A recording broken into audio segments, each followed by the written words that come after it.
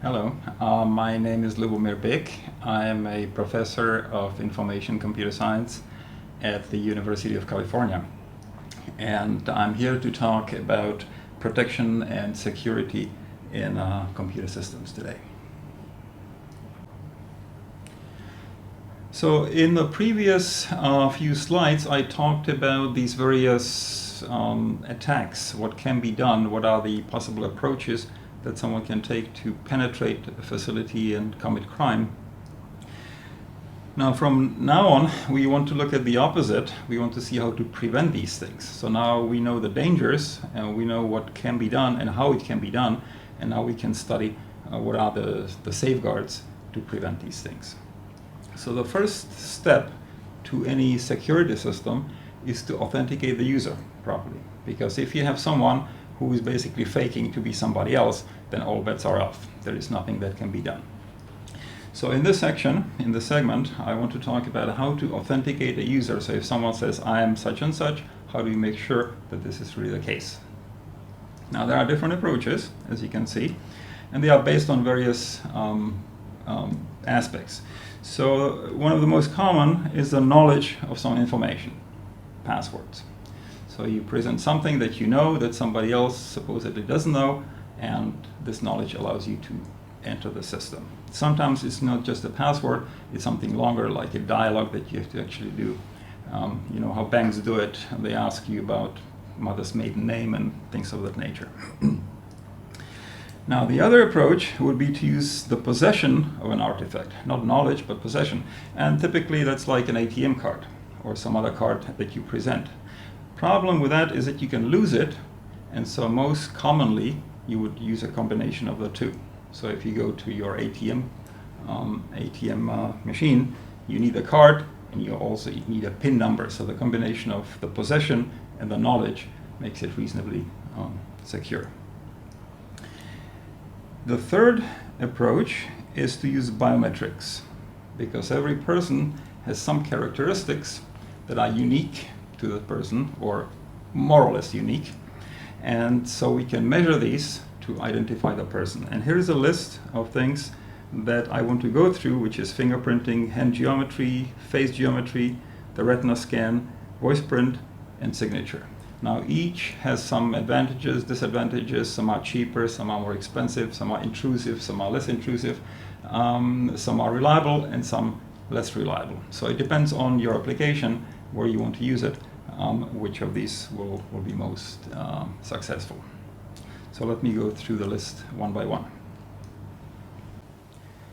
So here is the first one, fingerprinting. That's a very old technology that has nothing to do with computers, of course. It's an extremely useful biometric technology, and it has advanced to the point that it's being used commercially. So even my laptop here has a scanner. So instead of logging in, typing in my password, I just scan my finger, and it will allow me to go in. These gadgets are very often used also in public places. So for example, in airports, sometimes you don't even have to talk to a person. You can just scan your passport and scanning your fingerprint. Now from a computer science point of view, the question is, how do we process it? So you get an image of a fingerprint, but the question is, how do you actually compare? So let me show you how this can be done. So you see, when you scan the image, so here is an example of a fingerprint, right? Look at it from the point of view of a computer scientist. How you write a program to compare it to some other fingerprint? It's not a trivial matter. You cannot just do a bit pattern matching, because obviously each of these images is different. So what they do is they extract something called minutiae. And you see this on this other slide. Now these are the ridges. So when two lines come together, like in a Y shape, or when there is a cul-de-sac in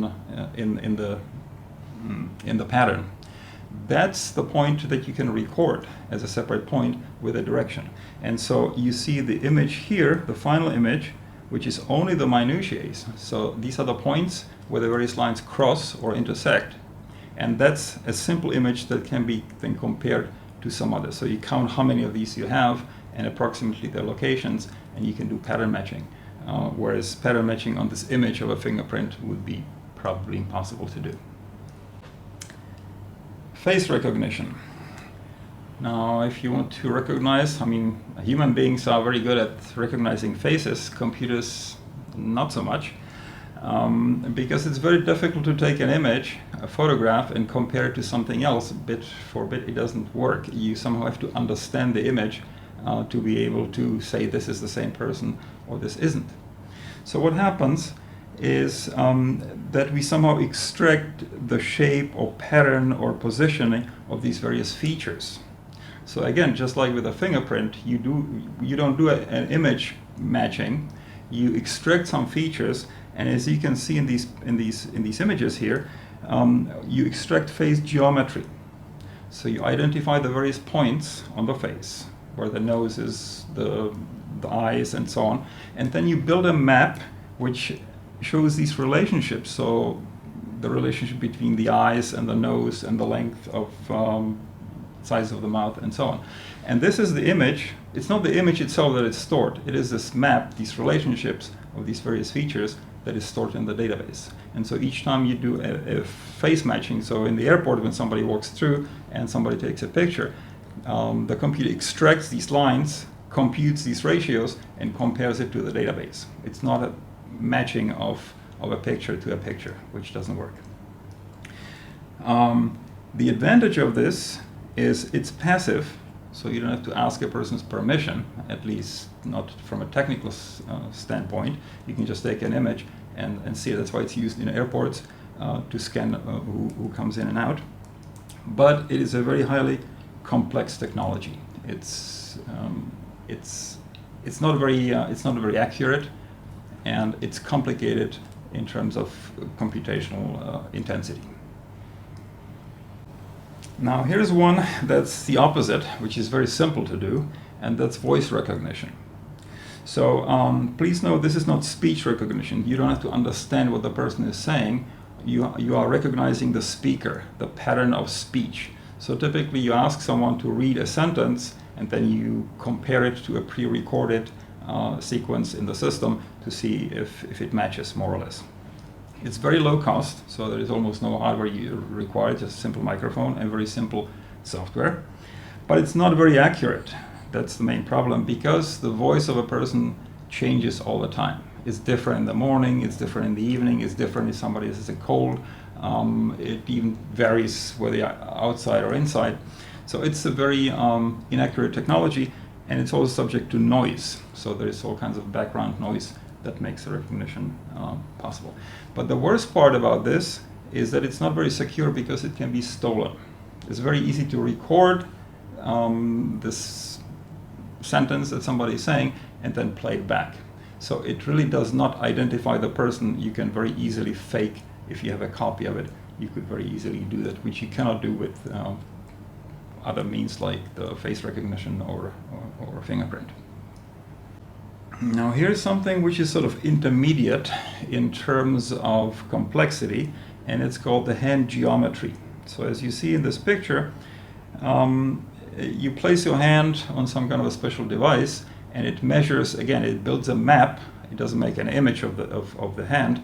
It matches, it builds a kind of a map of the relationship, so how long the fingers are relative to each other, with the width of the palm and so on. And it's a pretty simple set of geometric measurements which are stored in the database. And that is then used to compare again to verify when you present your hand for identification. Now, as you can see, here is a picture of the Ben Gurion Airport, where it's being used for passengers for identifying. So it's a very common and very widely used method for identification.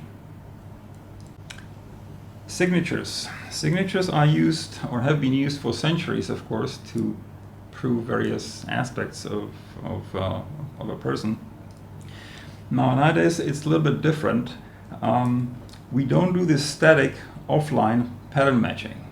So you don't actually write, or you don't match the pattern of the signature itself, because it's very easily faked. If you have time and you can copy the signature, then it could be very easily stolen or faked. Instead, what these devices do is they measure the dynamics of it. So in other words, as you see in this tablet, as you are writing your signature, the device doesn't take the image, but it measures the speed at which you are writing, and it measures the pressure that you are applying over time as you are doing your signature. And that's very difficult to fake, because only you know how fast and how you write, whereas copying the pattern of the signature would be very easy to do. And as you can see, there are many commercial products that can actually do this verification very, very successfully. Iris recognition is another way of identifying a person. As you see in these images here, this is based on these visible features. So if you look at the iris of a person, there are various rings and furrows and freckles in the corona, and those can be extracted again into a map and stored in the database for comparison. It's a very safe and very accurate technology, and is being used widely. Again, as you see here, this is the Heathrow Airport. Somebody is actually checking in. So all you have to do is just look inside a camera. It's semi-invasive because you actually have to participate, but it's not invasive like other methods that we'll see in a second. Retina recognition. It's similar to the previous one, to the iris, except it doesn't look at the outside of the eye, it looks inside. So it actually looks at the pattern of the blood vessels inside, just like an optometrist or ophthalmologist looks inside to check the inside of the eye. Now, this is very safe because no two retinas are the same, not even in identical twins, they will be different. So there are no two persons in the world that would have the same retina. However, it's much more difficult and less convenient than the iris, because you actually need a special device. As you can see here, you have to look inside a person's eye. So it's not a very common way of identifying, except maybe in James Bond movies. So before we leave this topic of biometrics, here are two more that I want to mention. DNA. DNA is unique, of course, except in identical twins. But the problem with DNA recognition is there are many. It's not used at all or almost never for a number of reasons. First of all, it cannot be automated. It's very slow, so you actually have to take a sample and send it to a lab for processing. More importantly, there are privacy issues with DNA because it's not only the identification of the person. It reveals many other information, or you can derive many other information from the DNA, such as the race of a person, paternity, medical conditions, all kinds of things. So these are very sensitive issues that have really nothing to do with security. It's more like a privacy issue. And so DNA is probably not going to be a very common way of identification. And there are some esoteric means like thermograms, where you take the temperature of a person. But again, this is more for identifying the presence of a person or some living entity in the room or in the space than for personal identification. So now let's look at some of the limitations of these from a computer science point of view. Here's a problem that we are facing with all of these biometric measures.